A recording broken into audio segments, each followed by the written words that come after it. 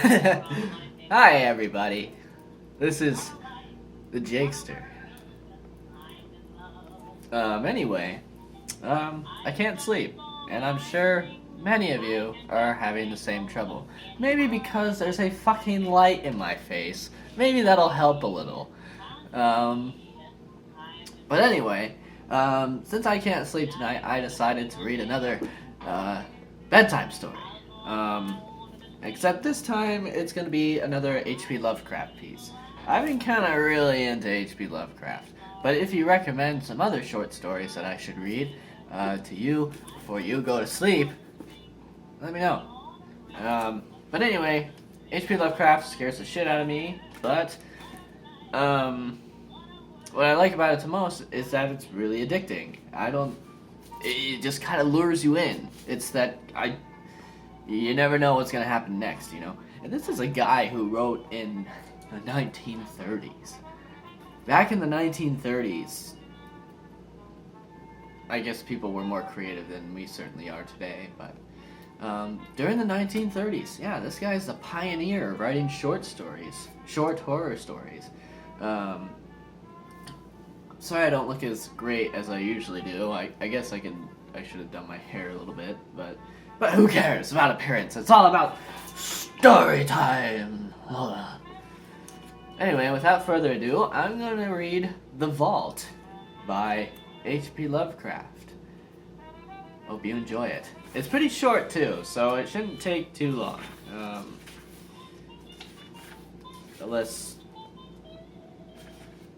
Yeah, it's about a few pages.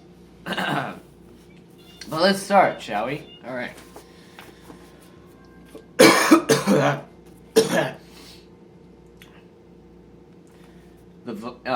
It's not the vault, it's in the vault. There is nothing more absurd, as I view it, than that conventional association of the homely and the wholesome which seems to pervade the psychology of the multitude. Mention a bucolic Yankee setting, a bungling and thick-fibered village undertaker, and a careless mishap in a tomb, and no average reader can be brought to expect more than a hearty, albeit grotesque phase of comedy. God knows, though, that the prosy tale which George Birch's death permits me to tell has in it aspects beside which some of our darkest tragedies are light. Birch acquired a limitation and changed his business in 1881, yet never discussed the case when he could avoid it. Neither did his old physician, Dr. Davis, who died years ago. It was generally stated that the affliction and shock were results of an unlucky slip whereby Birch had locked himself for 9 hours in the receiving tomb of Peck Valley Cemetery, escaping only by crude and disastrous mechanical means. But while this much was undoubtedly true, there were other and blacker things which the man used to whisper to me in his drunken delirium toward the last. He confided in me because I was his doctor, and because he probably felt the need of confiding in someone else after Davis died. He was a bachelor, wholly without relatives. Birch, before 1881, had been the village undertaker of Peck Valley, and was very caloused and primitive specimen, even as such specimens go. The practices I heard attributed to him would be unbelievable today, at least in a city, and even Peck Valley would have shuddered a bit had it known the easy ethics of its mortuary artist in such matters as the ownership of costly laying out apparel invisible beneath the casket's lid, and the degrees of dignity to be maintained in posing and adapting the unseen members of lifeless tenants to containers not always calculated with sublimest accuracy. Most distinctly, Birch was lax, insensitive, and professionally undesirable. Yet I still think he was not an evil man. He was merely crass of fiber and function, thoughtless, careless, and licorice, as his easily avoidable accident proves, and without that modicum of imagination which holds the average citizen within certain limits fixed by taste. Just where to begin Birch's story, I can hardly decide, since I am no practiced teller of tales. I suppose one should start in the old December of 1880, when the ground froze and the cemetery delvers found they could dig no more graves till spring.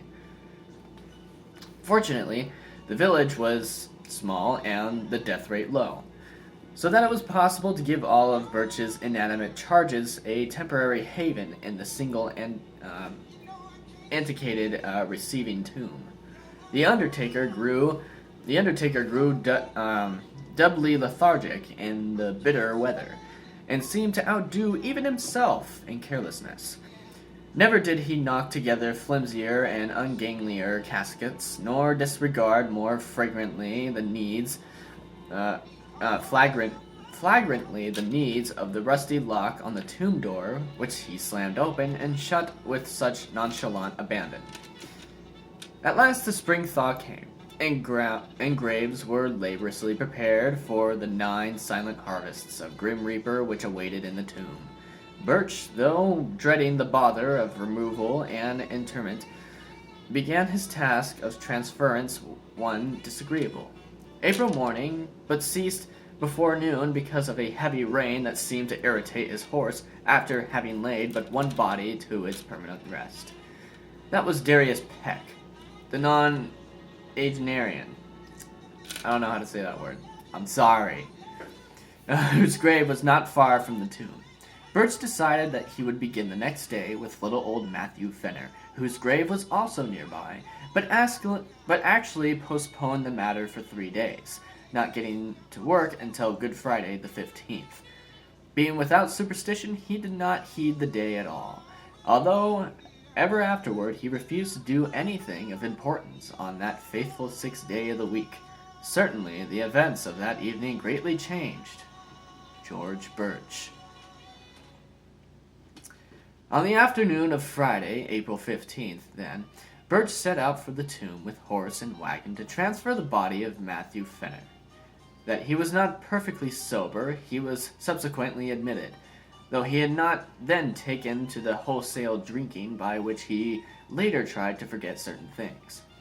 He was just dizzy and careless enough to annoy his sensitive horse, which, as he drew it viciously up the tomb, neighed and pawed and tossed its head, much as on that former occasion when the rain had seemingly vexed it. The day was clear, but a high wind had sprung up, and Birch was glad to get to shelter, as he unlocked the iron door and entered the side hill vault.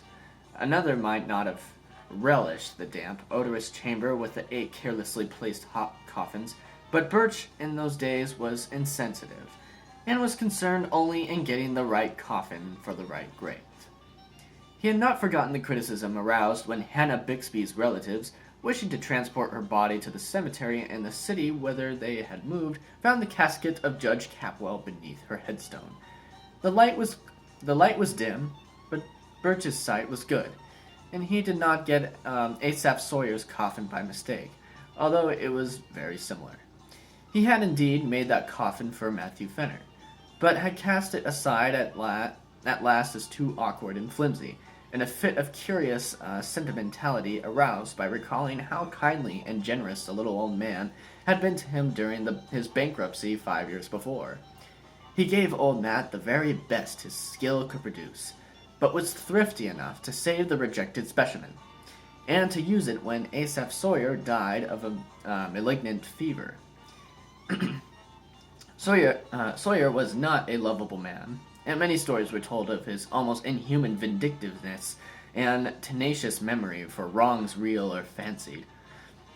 To him, Birch had felt no compunction in assigning the carelessly made coffin which he now pushed out of the way in his quest for the Fenner casket.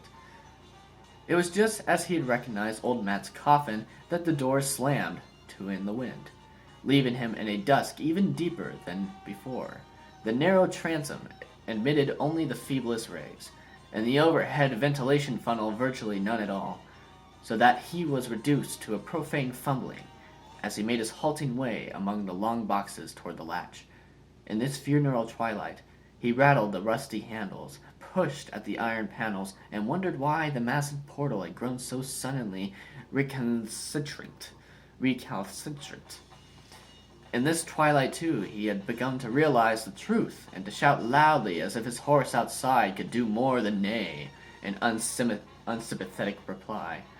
For the long-neglected latch was obviously broken, leaving the careless undertaker trapped in the vault, a victim of his own oversight. The thing must have happened at about 3:30 in the afternoon. Birch, being by temperament phlegmatic and practical, did not shout long, but proceeded to grope about for some tools, which he recalled seeing in a corner of the tomb. It is doubtful whether he was touched at all by the horror and exquisite weirdness of its position, but the bald fact of imprisonment so far from the daily paths of men was enough to exasperate him thoroughly. His day's work was sadly interrupted, and unless chance presently brought some rambler hither, he might have to remain all night or longer.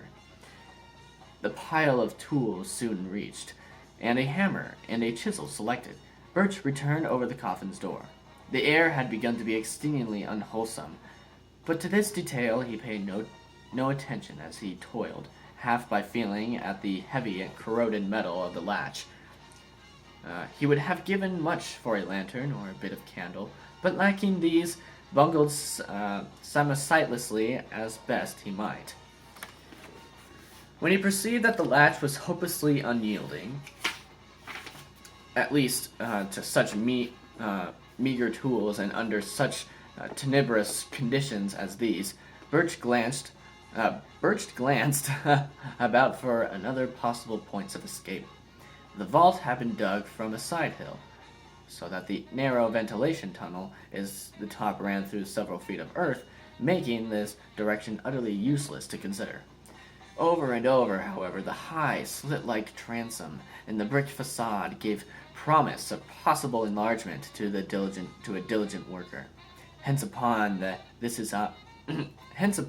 his eyes long rested as he racked his brains for means to reach it. There was nothing like a ladder in the tomb, and the coffin niches on the sides of the rear, which Birch seldom took the trouble to use, afforded no ascent to the space above the floor. Only the coffins themselves remained as potential stepping stones, and as he considered these, he speculated on the best mode of arranging them.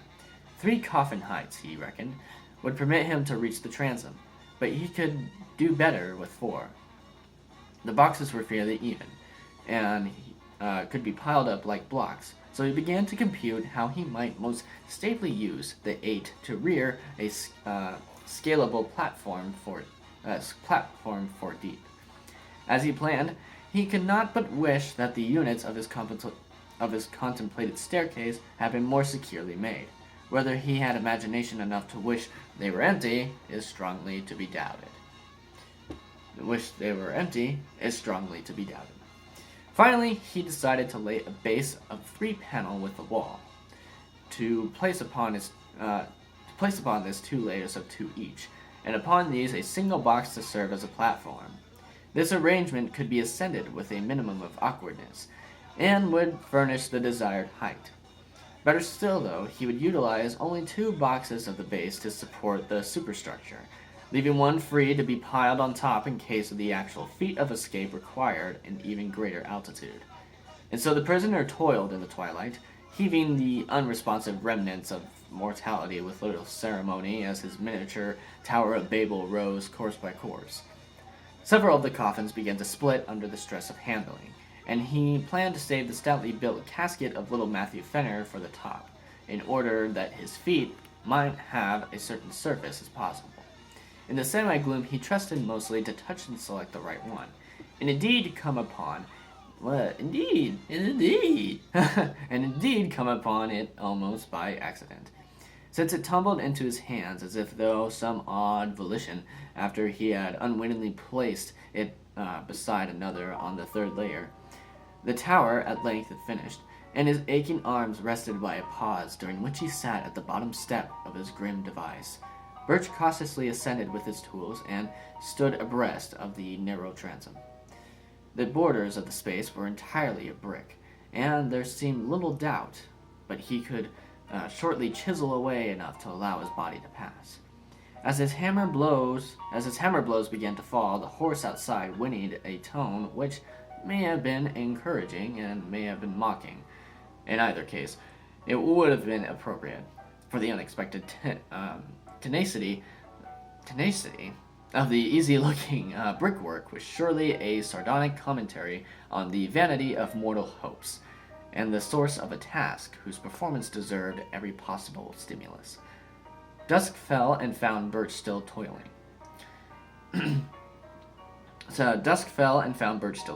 Toiling.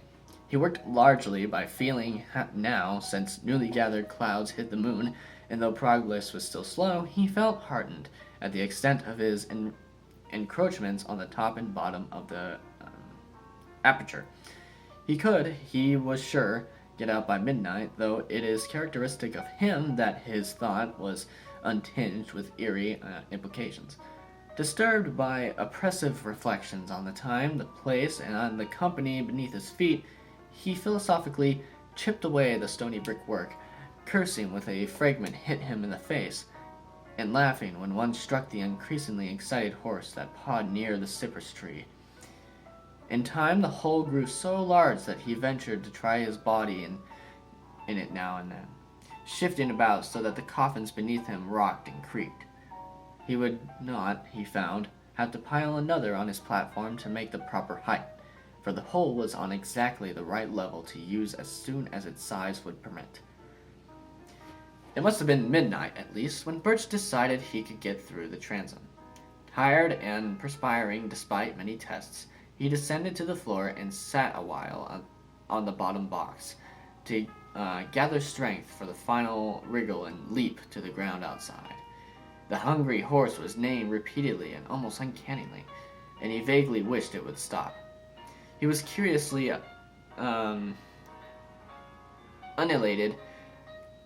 unilated over his impending escape, and almost dreaded the exertion. For his form had the indolent statness of early middle age.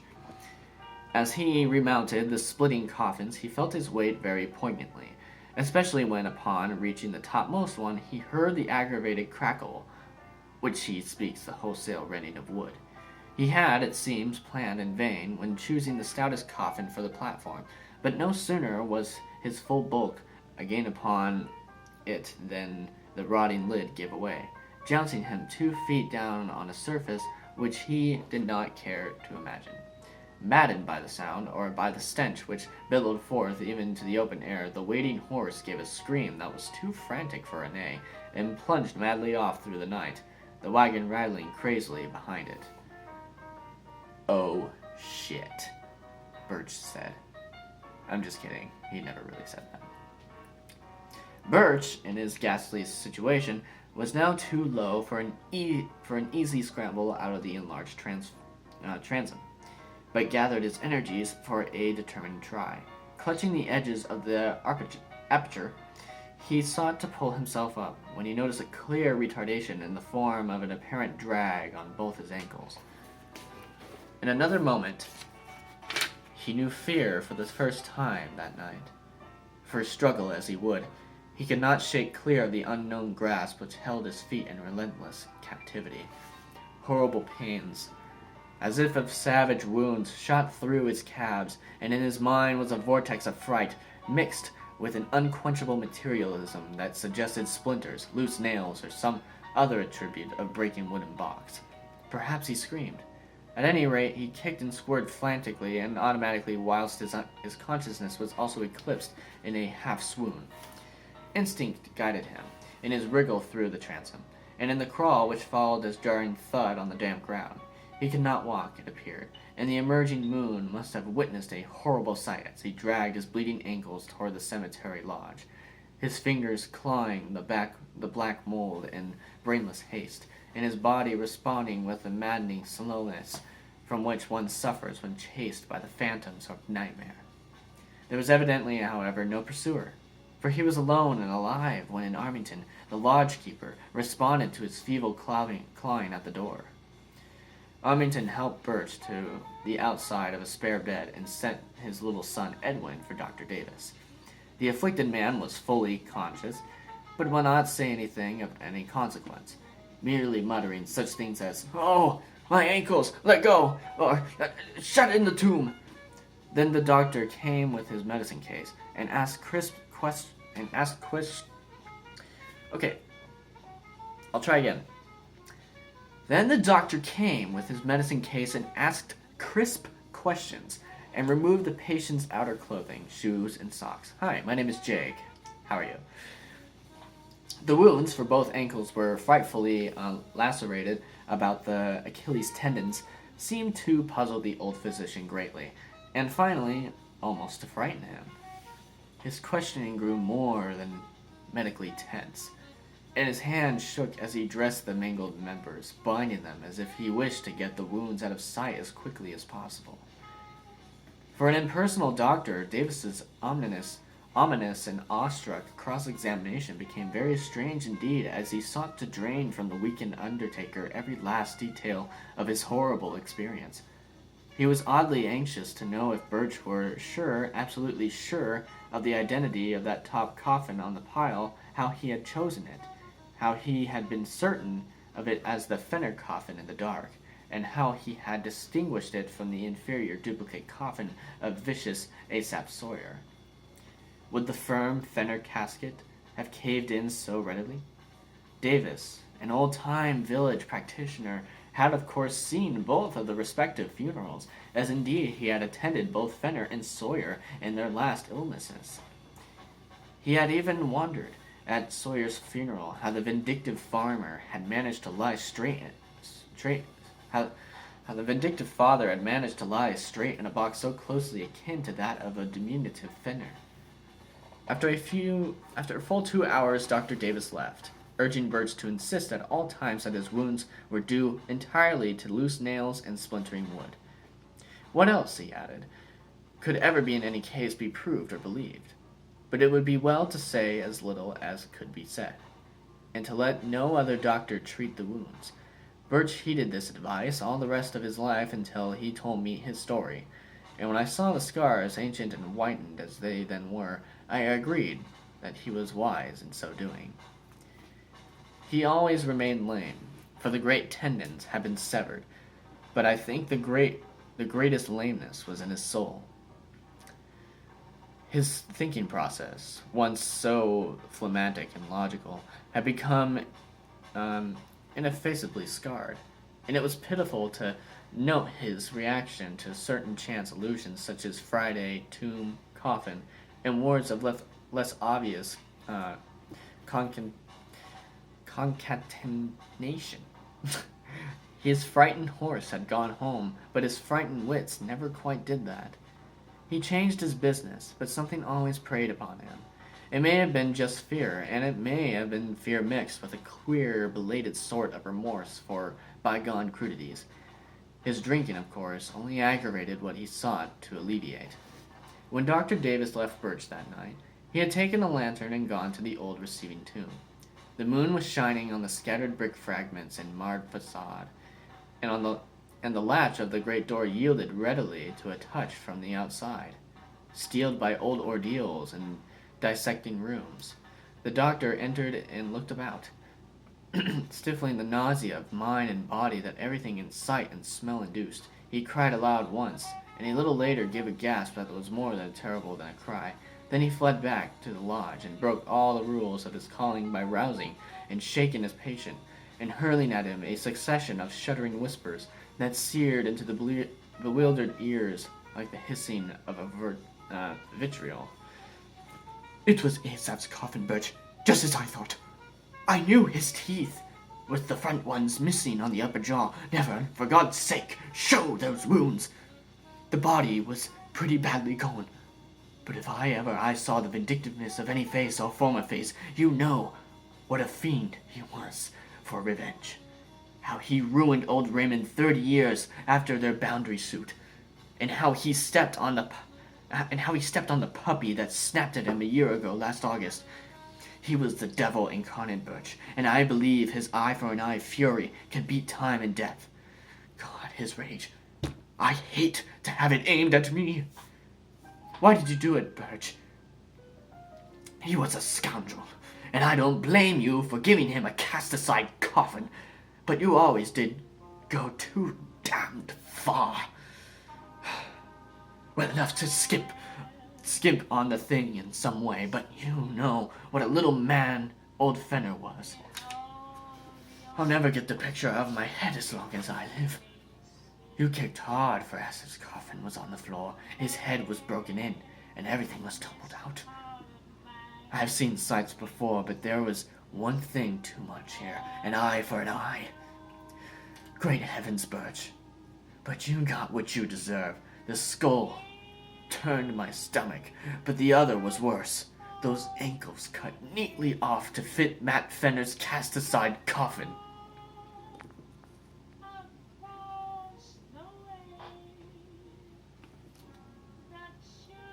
That's pretty creepy. Don't you think so? Oh, not as terrifying as,